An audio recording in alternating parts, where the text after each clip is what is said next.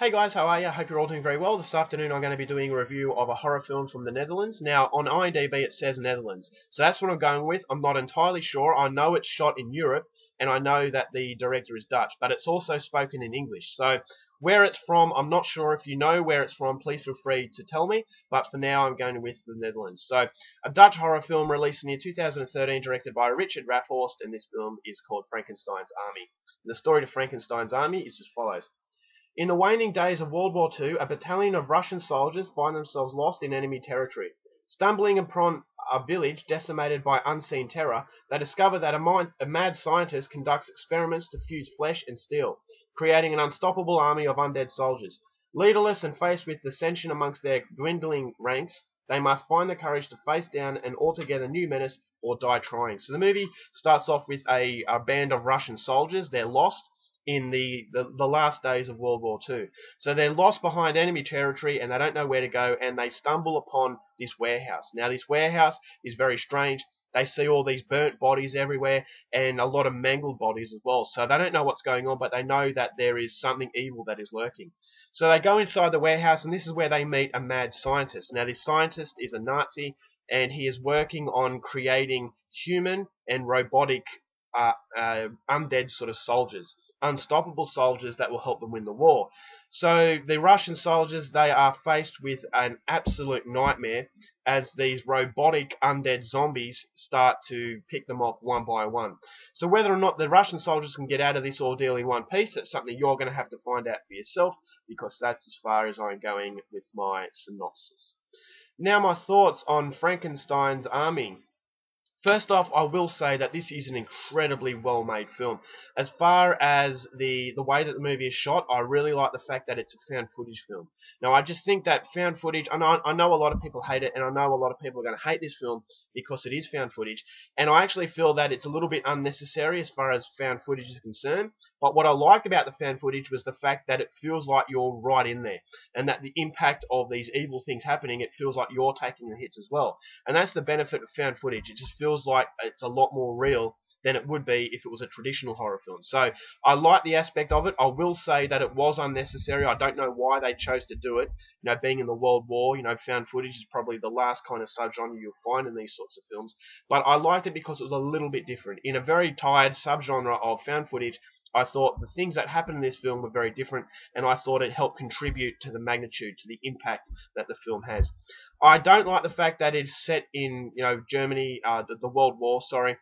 I don't like the fact that there were Russian soldiers speaking in English, because some of the accents were not very authentic. Now, I am aware that some of these actors were in fact Russian, so you could pick the Russians and you could pick the people putting on the accent. So for me, I would have liked it a lot better if it was English soldiers or American soldiers or Australian soldiers, just for the simple fact that it feels a lot more natural if you're speaking your language. You don't have to have these accents because it just doesn't feel right.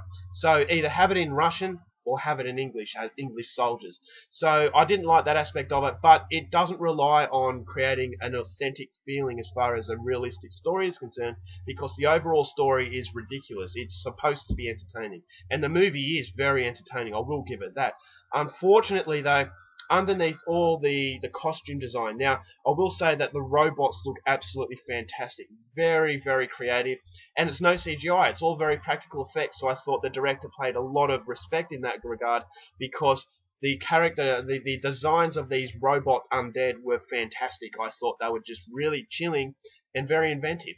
And a lot of people are going to love it for that. And the movie does bill itself for that. The movie relies on the costume design, because unfortunately it doesn't have anything else. It's a very paper thin story, and it basically is a movie just about how good these monsters look, as opposed to anything else. There is no substance to the film, and unfortunately, although the character designs are very good for these undead army, it does get a little bit stale after a while, and by the end of it you're left wondering when it's just going to finish.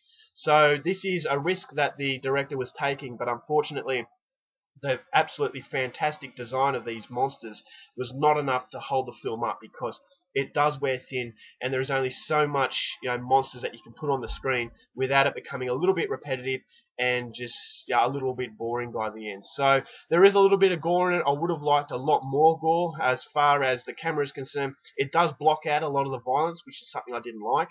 I just thought for a movie of this nature, it needed to have fantastic gore, fantastic deaths, and there's just not enough death, and there's not enough creativity in the deaths that make it something that I would recommend. So overall, basically, what I would say about the film is that yes, it's very well shot, it's very well made, it's a creative outlook. I love the Carol Roden character who plays the mad scientist.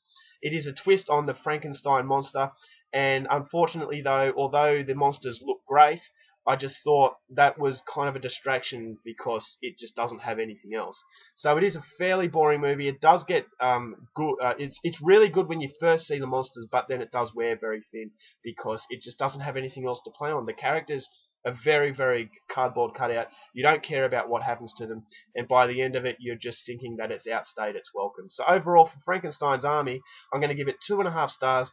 2.5 because it is well made. I like the found footage camera approach, and I love the design of the monsters, but apart from that, it just has nothing going for it. So I'm not going to recommend Frankenstein's Army. If you're a fan of monster films and you like practical effects, then maybe go and watch it. But for me, I just thought it lacked a lot under the surface. Alright guys, that's my review. Hope you enjoyed it. Till next time, keep watching movies, and I'll see you later.